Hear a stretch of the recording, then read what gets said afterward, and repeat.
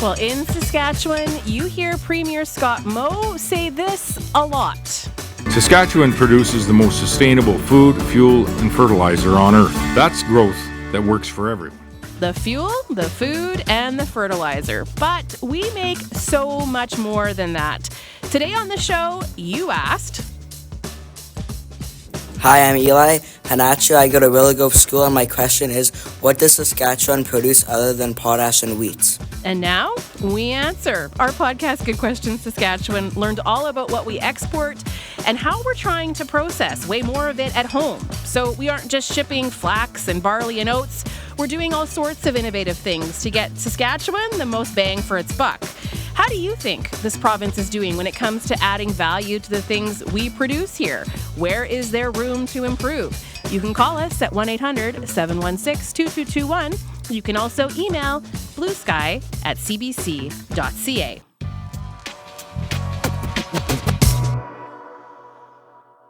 So what do we produce in Saskatchewan? On the podcast, we started by asking that grade 7 class at Willow Grove School in Saskatoon.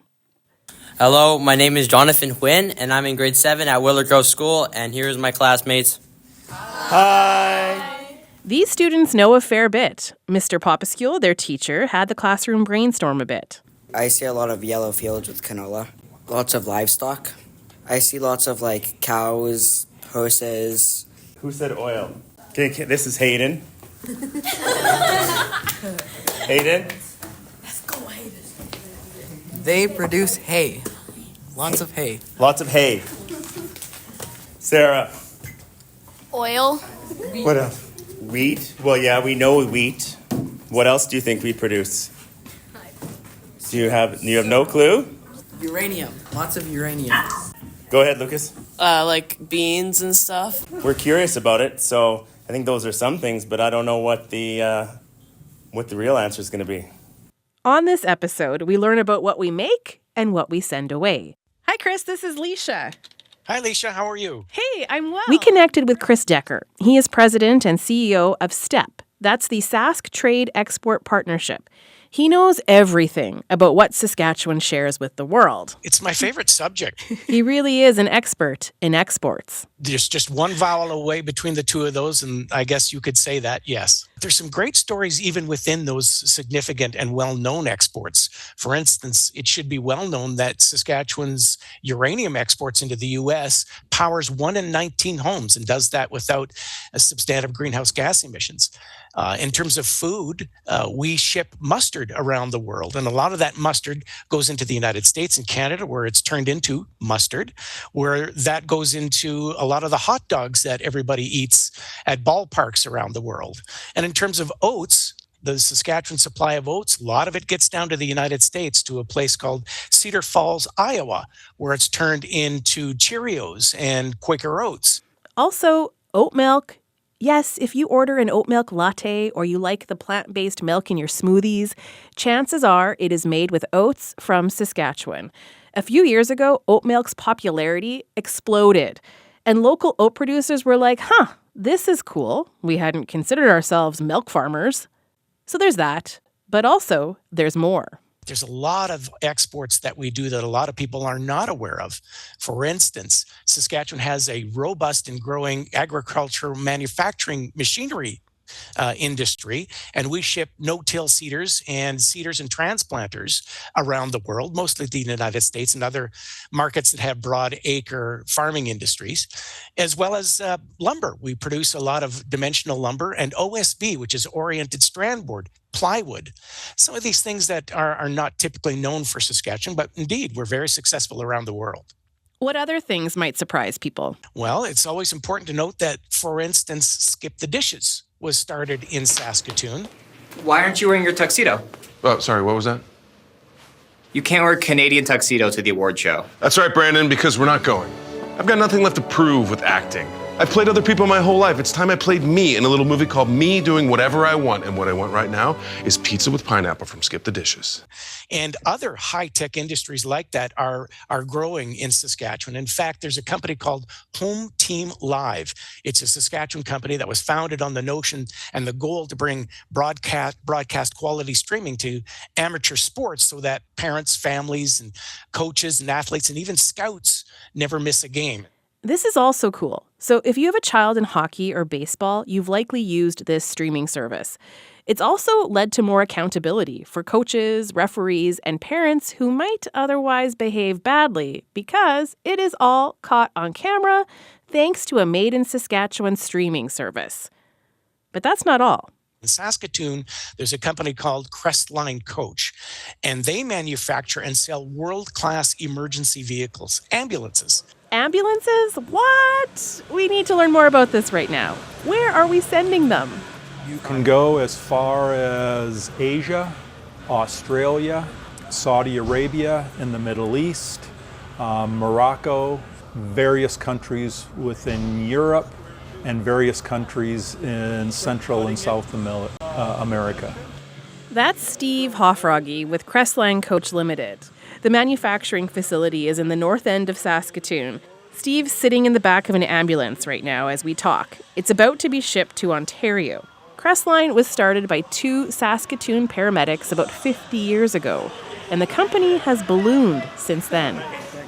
And so starting out with a number of employees that you probably don't need all the fingers on both of your hands, to a company today that's over 325 people that plays a very, very important role across Canada and North America, the United States, in helping our fellow citizens when they're probably having one of the worst days of their life and that they need an ambulance to go to the hospital. Yeah. So a Made in Saskatchewan ambulance. Absolutely. How do you get an ambulance from Saskatoon to Morocco?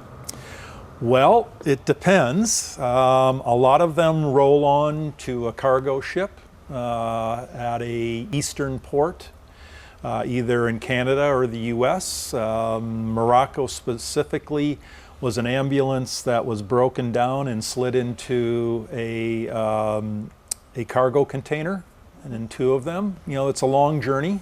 It has to stand up. They expect it to look showroom new when they receive it, like it left here. So do all the sirens sound the same? They sound the same, but they have different patterns. And depending on the jurisdiction. The lights all shine the same, but there's different patterns based on regulation. We make a habit of not testing them inside the factory because they can be loud, as you can imagine. Okay, so I can't pretend that I'm not super disappointed to not be able to hear a siren while I'm here, but it was still really cool to see the facility and how an ambulance is built. It kind of makes me wonder, what else do we export? So let's go back to Chris Decker from SAS Trade and Export Partnership. There's a long list. There's 400 members of STEP, and each of them have a unique story to tell. And we ship to 160 different countries around the world. That's something that a lot of people don't fully understand. They would presume correctly that the United States is our largest market, and they are. We ship about 55% of what we produce into that US market. But we also get to countries like China, Brazil, India, Japan, Mexico, Indonesia, Bangladesh, Algeria, United Kingdom, and the list goes on. So we're in markets indeed around the world. Must make you feel quite proud. Well, it should make us all proud. It's what Saskatchewan is well known for and is doing so great at. So getting back to mustard and the Cheerios, the Cheerio example that you gave, why do we export so much, have it manufactured elsewhere, and then we see it back on our shelves here too? Why is that the case? Another great question. It's because of our distance from the big markets. It's a lot of cost to ship those goods. So they usually and typically ship raw to places where the big markets are so that they can produce the food that they will require in those markets and then ship them around, and some of it comes back. But Saskatchewan, the provincial government has an overarching economic development strategy to add value to our products before they are shipped out. So whereas instance, a few decades ago, we would ship canola seed. Now we are crushing that canola seed here and producing canola oil and canola meal. And the government has a goal to get that up to about 75% of what we produce processed here before it's shipped out. And that creates a great deal more economic development for the province. One joke that we've kind of had in Saskatchewan is that we also export people. Do you think, is that still a thing? Do you agree? No, I think that's turned around significantly. Certainly when I was growing up and I finished university, the joke was that you always got luggage as your graduating present because you were leaving. I think that has turned around significantly, and there's incredible opportunities right here in Saskatchewan with our businesses, with our exporters, and indeed we need them. There is a shortage of skilled labor in many different industries, and there's great opportunities for the grade 7s that ask the question. Okay, Mr. Popaskil's class at Willow Grove School in Saskatoon. What do you think? It was cool. It was a cool project. It was a good podcast. It was really nice. It was interesting. It was an interesting chain of events. Oliver, what do you think? It was good. It was entertaining. Lucas is raising. All right, Lucas, here you go. I found it interesting that Saskatchewan shipped ambulances, and it also made skip the dishes and stuff. That was cool.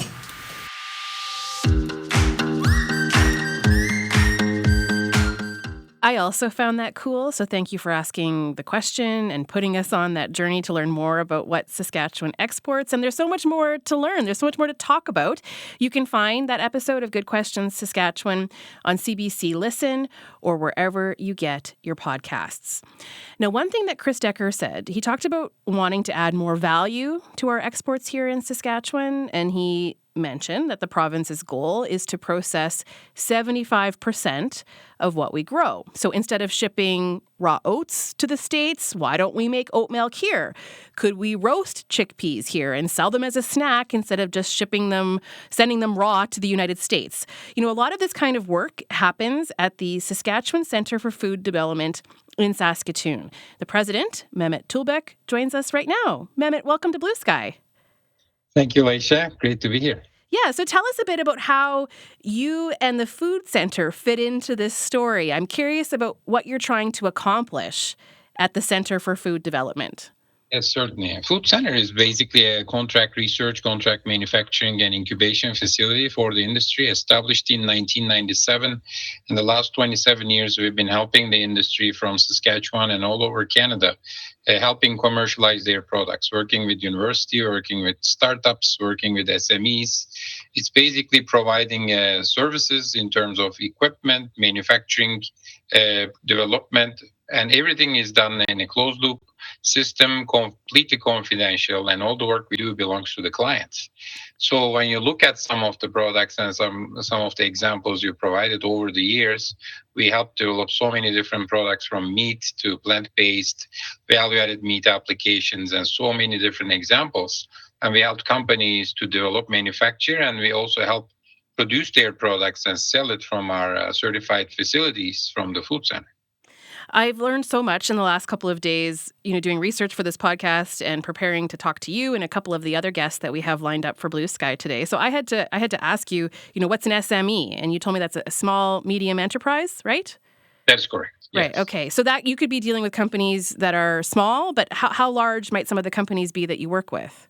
I mean, we work with from startups, like 1 to 2 people, all the way to Fortune 500s, multinationals. So everybody comes to Food Center and utilizes the services that we provide for different technologies, whether in the case of extrusion, snack manufacturing, or development for a particular product, or now downstream processing on the protein, starch, or different type of ingredient manufacturing or scale-up technology. So we help several companies within their project scopes. You mentioned a couple of things that I just want you to elaborate on. So you talked about it being a closed loop system and that everything's confidential. What do you mean by that? Basically, when the companies, they come to us, we sign an NDA, and we basically get in an engagement with them. So all the projects that we run for the companies, including universities or other groups, entities, everything belongs to them. So Food Center does not take any IP or any type of intellectual property on all the projects that we conduct here. It's completely a contract research and manufacturing and an incubation facility. So we take care of the clients, and everything we conduct for them, whether it's a product development or manufacturing, everything belongs to them. And the fact that they're signing that non-disclosure agreement, and I know that you're able to talk about quite a lot, but you can't talk too specifically about what's being worked on right now, right? Like, it is that confidentiality. Why is that so important? Because at the end, like the market is all competitive. Everybody is racing with each other, and we have to be really respecting all the companies' needs and their activities. And they are basically operating in Saskatchewan or elsewhere.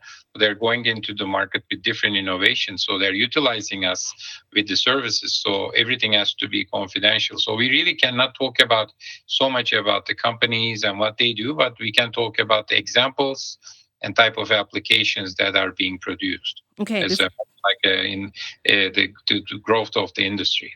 Before we talk about examples, I'm wondering what your thoughts are on what it would take to reach that goal of 75%. I'll be honest, I actually don't know what we're at right now. And so I don't know what needs to happen or how much growth we need in order to reach that 75%. You probably know more about this than me, but what would that take to reach that goal? These goals are basically achievable as long as we can establish these facilities, and then we can manufacture and sell the goods. I mean, there are several things we have to focus on. First of all, the establishment of all the industries, the facilities. When you look at canola, there's so much capacity, but we are looking at doubling it. And if we double it, we'll be crushing quite a bit of canola here. We'll end up with a lot of canola oil and canola meal. But instead of selling the canola oil and meal, then we have to, instead of selling the canola seed, then we have to be thinking about selling the canola oil. So do we have enough logistics? Do we have enough infrastructure? Do we have all those capabilities? So everything is like completely comprehensive. But right now, when you look at that piece, it's definitely growing, and the companies are building ground and establishing. Some of them will be operational soon. So there is definitely growth coming in that, and more capacity. And the growers, instead of selling their crops and selling it as a commodity, will be transforming that crop into oil, meal, and maybe further downstream applications in the future that we can add more value in the province. I want to ask you about canola meal because the grade 7 students asked me after listening to the podcast, what's canola meal? And I gave them a very basic answer. I think it's just used as feed.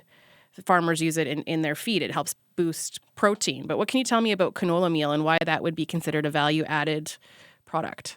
That's correct. I mean, canola meal is basically when you extract the oil, once you separate all the oil from canola, that's the additional, that's the separate part of that separating the canola oil and ending up with that combination of the protein and fiber and some additional components.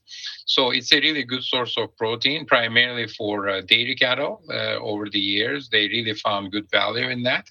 But the province, the researchers and industries, they are looking at so many applications to increase the value of that canola meal, not only as a dairy cattle feed, also going into aquaculture, looking at swine feed or beef cattle feed or different type of pet food, or further separating the protein and fiber, other components, coming up with different solutions in the long term, which we can commercialize in the province.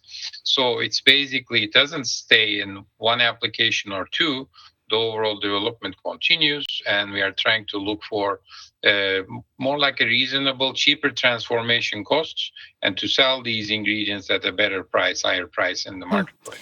So interesting. Mehmet, don't go anywhere. I have more questions for you, and we do have a couple of other guests to join who will be joining Blue Sky in just a second here, but I want to check in with David Shield, who joins us right now. David, what's making news today? Saskatoon police have received a new complaint of assault against a staff member at a private Christian school. Police received the allegation of assault at Legacy Christian Academy this weekend. The Education Ministry is also aware of the new allegations and is investigating. A social work student from the Lac La Ronge Indian Band has received a $70,000 scholarship. She's using the money to start a consulting firm that works to implement the Truth and Reconciliation Commission's calls to action. Kate Young says she wants to bridge Indigenous and non-Indigenous communities. And CBC is airing special coverage of D-Day commemorations. You can watch the ceremony live at midnight on Wednesday on CBC News Network and CBC Gem. CBC Radio will be airing a special at 11 o'clock Thursday morning. And I'll have a full newscast for you coming up at 1 o'clock. David, thank you. You're welcome. That is the CBC's David Shield. I'm Leisha Gerbinski. You are listening to Blue Sky on CBC Radio 1. You can also stream it on the free CBC News app. And of course, on your radio, 94.1 FM in Saskatoon, 102.5 FM in Regina. I'm speaking with Mehmet Tulbek. He is president of the Saskatchewan Centre for Food Development in Saskatoon. But before I ask him more questions, I want to go to one of our callers. So Jacob joins us on the line in Saskatoon. Hey, Jacob. Hi there. Yeah, I just wanted to give kudos out to a company from Gravelburg that makes gourmet mustard. Gravelburg mustard. Yeah, I guess you guys were talking about it in a show of yours before, but I didn't catch that. But we were staying at the JW Marriott in the Edmonton Ice District, and I was pleasantly surprised that they had this mustard available there. So kudos to them for getting in with the Marriott chain. Yeah, that's awesome. I did learn about them on a previous show. And Jacob, you can find that podcast episode by searching for Good Question Saskatchewan on CBC Listen or wherever you get your podcasts. And you can learn all about the mustard that we make here in Saskatchewan. So thanks for calling, Jacob. I appreciate it. Yeah, thank you. Take care. Mehmet, do you have anything to add on mustard? We did do a whole podcast on how much mustard we grow, but how we often send it away to be processed. Gravelburg mustard is sort of bucking the trend there. And so do you have anything you can share on mustard? Absolutely. I mean, that's really a specialty product that we grow in Saskatchewan. And when you look at Saskatchewan, it's not only in mustard. One thing that I like to expand there is Saskatchewan is really the specialty capital of North America. When you think about it, we grow wheat, barley, oats. We grow mustard, flaxseed, borage. We have canola. Then we think about the pulses. We have peas, lentils, fava beans, chickpeas. There's not like an ecosystem overall, like an overall biosystem like this in North America, other than Saskatchewan and maybe parts of Alberta and Manitoba. So we have like so much diversity, and mustard is really one of these really good examples. And this is really a great company showing really good success with their product brand and coming from a rural area, putting the products in the Canadian marketplace. There are so many examples, and really we should be all very proud about that. We got a call from Kathy who wants to ask a couple of questions. And so she's wondering if we have a plan to market spices such as caraway. Right, it's traditionally used to flavor breads, also in sausages, sauerkraut, in soups and cheese. And these seeds are mainly grown in Saskatchewan. Anything about caraway, Mehmet? There is some specialty production of caraway, fenugreek. Some of those crops are grown in the province. And there are companies, the growers looking at that to increase not only the production, but also the value-added processing and the overall sales programs for these products. They are like looking at it. I don't know the current updates, but definitely another really interesting story for us. Yeah. And then what about northern mushrooms? Kathy was also wondering about that, and if there's a market for our northern mushrooms in other places. I believe there is some market, especially when you look at northern mushrooms, especially in the Asian marketplace, Japanese cuisine, Korean cuisine, and some of their interests.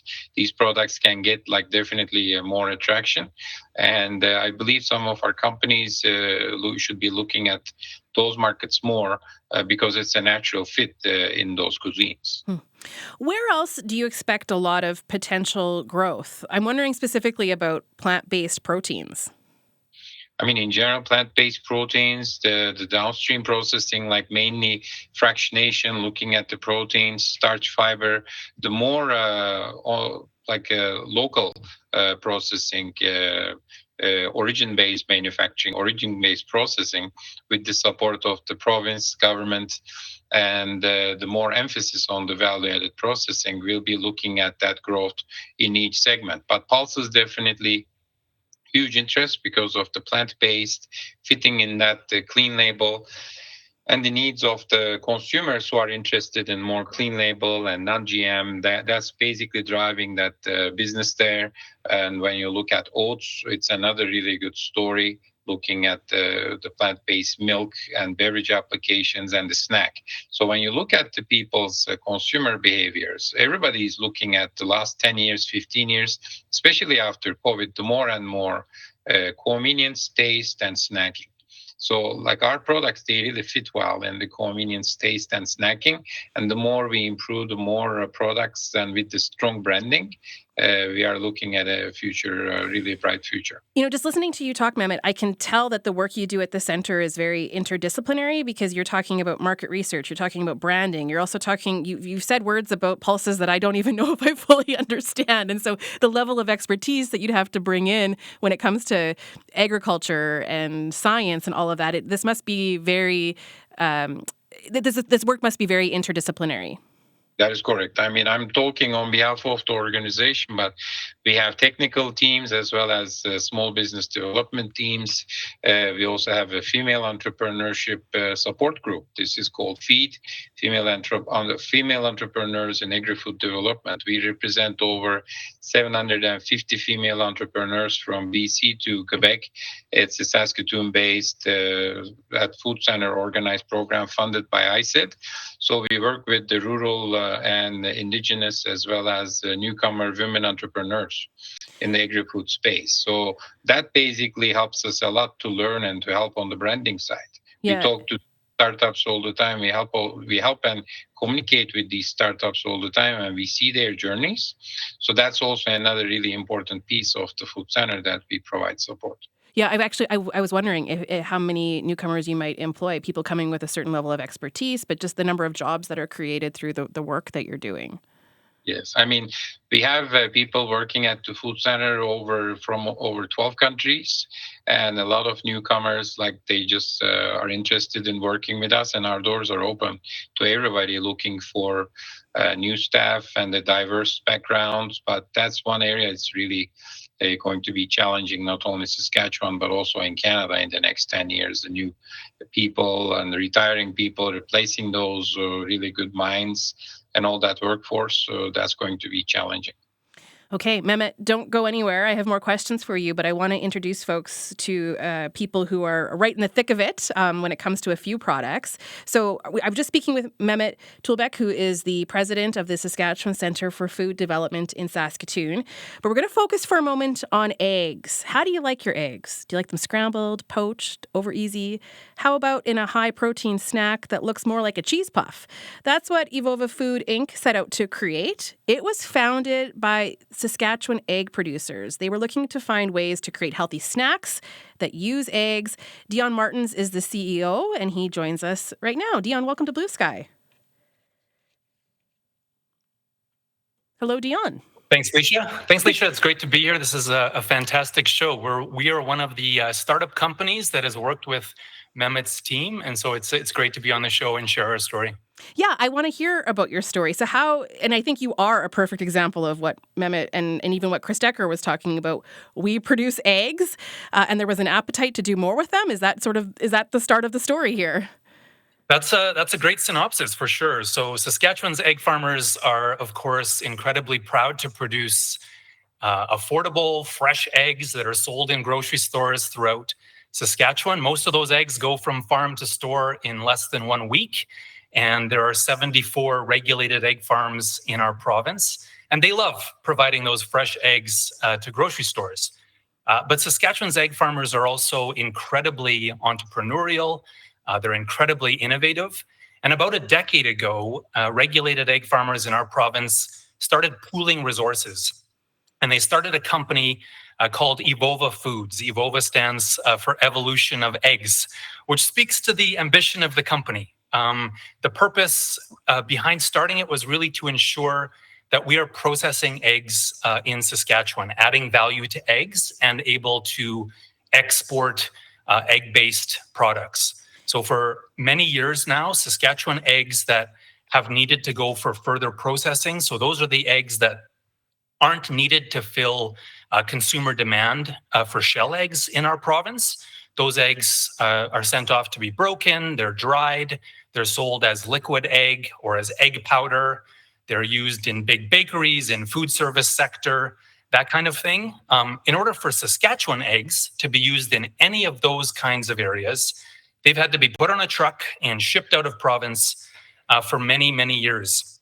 They're often sent as far away as Abbotsford in British Columbia. So what regulated egg farmers did in our province is they said, look, if we want a strong egg industry and a stronger, broader food sector in our province for the long term, for future generations, if we want a more sustainable industry as well, then we need to build up our value-added processing capacity right here in our province. And the way to do that is not to simply copy what other egg processing companies are already doing across the country, but rather to develop brand new products that use eggs. So we were incredibly fortunate to have Mehmet's team at the Food Industry Development Center as a resource. It's an excellent resource for Saskatchewan companies looking to develop those value-added products. And incredibly fortunate to have Chris Decker's team as well, who was in the podcast earlier on the show with the Trade and Export Partnership to get the products that are developed into markets beyond our province. So that's where these protein puffs come in, right? This is what was created. What are these? Yeah, so we have what are called Eggcellent protein puffs. Eggcellent. They taste excellent, though. It's a crunchy yet light puff. It's made with egg white and prairie lentils, packed with protein in each 33-gram serving. There's 12 grams of protein, only 135 calories. And as Mehmet said, there's been a huge increase in snack demand. And within the demand for snacks is a growing segment that want a healthy snack, but they don't really want the snack to taste healthy. And so that's what we worked with the Food Industry Development Center to create. Our product is baked, not fried. It's non-GMO certified. It's gluten-free, nut-free. It took years of research and development to get it right. We were granted a patent for the innovative process that's used to create it. But Eggcellent Protein Puffs, they won the prestigious Innovation Award at Canada's leading international food trade show. They're sold now throughout Canada and the US. We've even shipped them in bulk to the United Arab Emirates, and we have other export arrangements in the works. So at the end of the day, what has this meant to those egg producers in Saskatchewan who wanted to see this kind of added value to their eggs? What has this meant for them? Sure. So as I said, the whole goal has been to be able to expand value-added processing capacity here in our province, to not have to ship eggs away for further processing. And we're on the cusp of developing that in our province. So that's been huge for us. We also, it's cliche in our industry. We talk about wanting more eggs in more baskets. And that's what this is precisely delivered is we're not just delivering eggs in shell to grocery stores, and we're not just shipping eggs away for further processing, but we're now incorporating Saskatchewan eggs into cool new products that are sold in many ways around the world and reaching new markets that otherwise we would not have been able to reach. And fundamentally this year, we're adding 2 new egg farms in Saskatchewan. In lots of agriculture sectors, they see fewer farms each year. That's not the story in Saskatchewan. We're adding 2 brand new egg farms through a new entrant program. And that's the kind of thing we would not be able to do without this type of value-added innovation. Dion, it's been great learning about this. Your marketing material writes itself. Love it. So it was just great chatting with you today. Thank you. Thank you. It's Dion Martin, CEO of Evova Food, Inc. What else could we be doing with some of the stuff that we grow? What about oats, flax, even ethanol? Martin Rainey is CEO and president of Prairie Tide. He's also a professor in the Department of Agriculture and Bioresources at the University of Saskatchewan. Martin, welcome to Blue Sky. Thank you, Alicia. Yeah, it's good to have you. Well, you've been listening along, and so I know you fit into this story with the work you're doing at Prairie Tide. But what comes to mind as you hear some of the examples that we've shared, and what you see as the potential in this province? Well, there's a wide range of potentials. I just want to put a little plug in for the Ministry of Agriculture, because my position and that of about 6 other professors here is part of their investment in trying to expand to that 75% that you were mentioning earlier. So there's chairs many in food and bioproduct sciences and College of Animal Science here, and so it's a real effort to try and make that happen. And so there's a lot of ideas coming from this group of people. But going back to Prairie Tide, we started, it was as a result of my work. I'm helping service the industry, and I was approached by a company processing flaxseed, and they wanted to get rid of a bitter flavor out of the flaxseed. And in the process of helping them do that, I identified a compound in the flaxseed, which is actually, it had been known and tested. It was seen as a drug that's actually prevents tissue rejection, so it could be used for transplants. And but that was actually what was causing the bitter flavor. So I, first of all, we tried to find a company to commercialize it, and then ended up starting up a company with the University of Saskatchewan.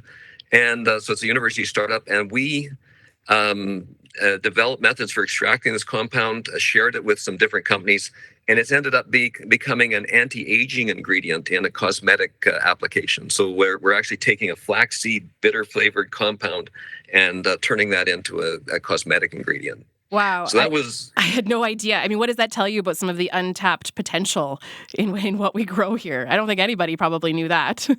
Yeah. And there's a lot of processes as you get involved in the processes. There's a lot of things that where there's wastes and co-products that are underutilized. And as you take the high value starch or the protein out, you end up with a lot of very interesting molecules. And we work with the industry, with the ethanol industry, looked at their co-product stream, and we're able to find a compound in there that acts as a nerve food. And that compound is actually being used in places like South Korea for treating Alzheimer's disease. So this is the waste of an ethanol plant and being used to treat Alzheimer's disease. And because it's a nerve food, it's also used for athletes and strength, that type of thing. So there's a lot of different things we're finding. We did another project working in an oat process, and and some of the waste products of that, we were able to identify an anti-irritant product that was used in diapers. So there's a wide range of different compounds that we're identifying and looking for markets for those types of products. Wow. Remind me of your background, like the knowledge that you bring to this, because this just sounds so scientific that you would figure out that there's something within oats that could be used in a diaper. That fascinates me. I'm a plant biochemist by training. So my, essentially studying plant metabolic pathways, all the different things that go in. It's a sort of a plant doctor, if you will.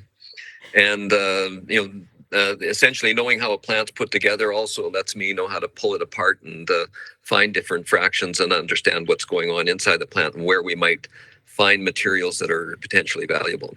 There's also a lot of work being done with faba beans, right? And you are familiar with aqua faba and how that can be used in other ways. Tell us about that. Yeah, that was almost a gift from my daughter. She came home, she was working in a restaurant, and she was telling me that they've been taking some water out of a can of chickpeas and making ice cream from it. And in the food industry, thickeners and things like that, sorry to the egg people, but thickeners like eggs are really hard to come by. And this was being used as a replacement for eggs, and it was actually a huge internet phenomenon. People were commenting about aquafaba, and so we jumped in with both feet and started researching it, and found not only that people were making a lot of products from this, testing it out, using it to make mayonnaise, to make ice cream, to make meringues, et cetera. So it's been a widely used product. But we've been working really hard to try and find out what makes it the best. so far the best is chickpea and fava bean. And then also to find out how to make it stable and make it economically retrievable, because you can't just open a cans of chickpeas and throw the peas away. That's somewhat impractical. Right. Of course. So maybe explain to people who you're pooling together. Like, you've got the technology in order to do some of the extraction and you have the science background, but then how do you connect with actual producers who then try to get into a market overseas? Yeah, everything is that we do has to be based on market pull. It's we have to know the markets. We have to be able to go to Europe or Asia or whatever and present the ideas. We're a great market here, for and very progressive, but there's only 1.4 million people in Saskatchewan. And I think we produce enough to feed hundreds of millions. So it's very important that we go to our markets and figure out what's going on. And then, if we can identify useful products and things like that, and the marketing effort, groups like the Food Center and Vova, they're clearly demonstrating the need to essentially understand those markets and figure out where the pull is and how you're going to present those products for it. And we're doing the same thing. We're working a lot with the end markets. When we find the pull, then we would essentially work with the local groups to put whatever opportunity together that we see makes the most sense. What are the benefits of this to the province as a whole? I can understand finding other markets, but I think maybe just explain to people why this might matter to those who are just at home listening, curious about this, but how does this benefit the province as a whole?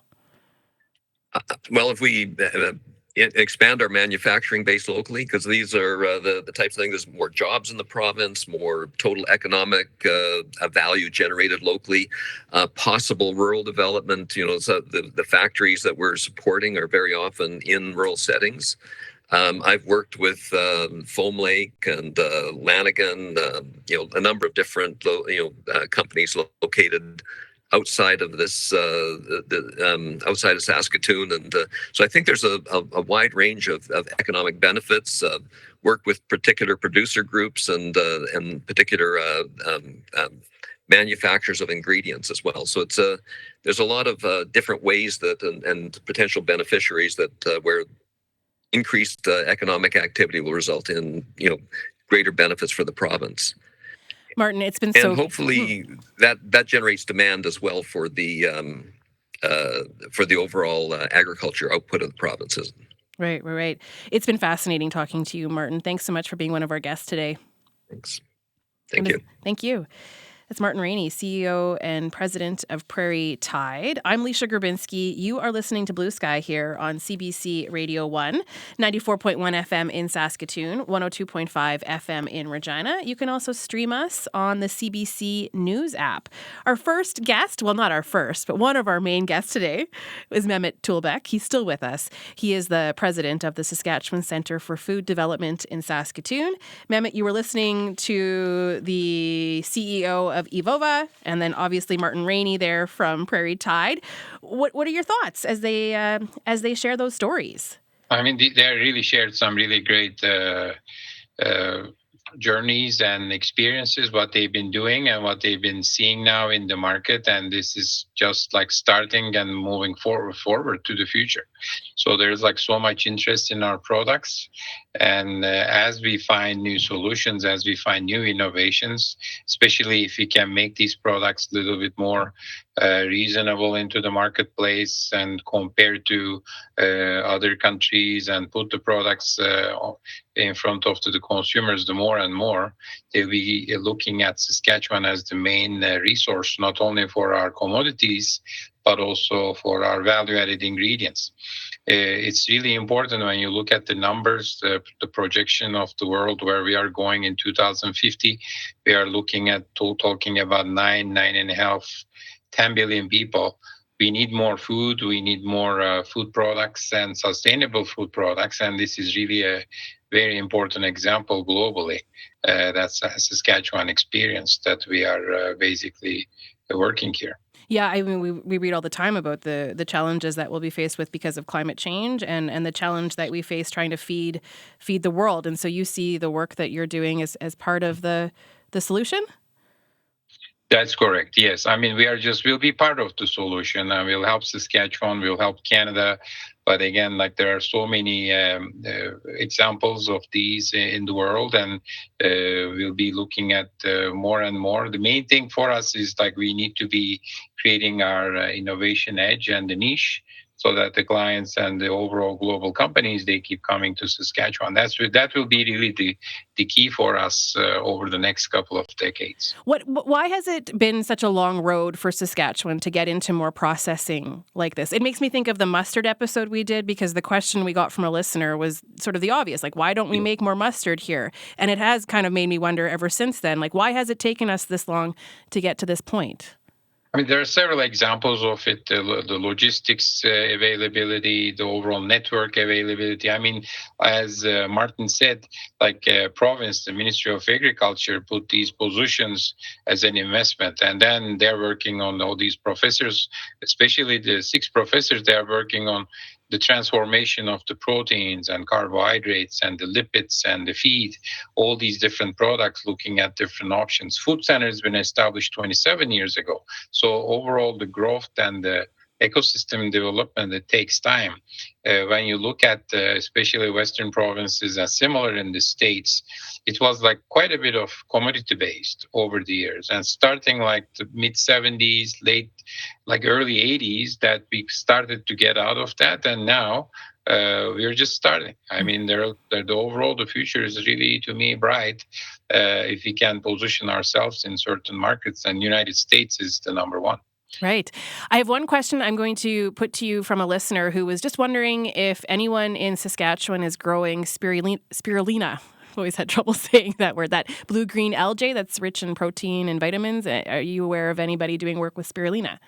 I don't think it's basically something that I can answer.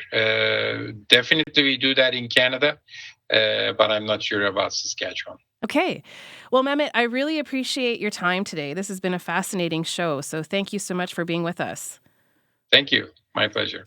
That is Mehmet Tulbek, president of the Saskatchewan Centre for Food Development in Saskatoon. If we didn't get to you today and you still have something on your mind when it comes to what we export, what we process, give our talkback number a call, 1-800-661-7540.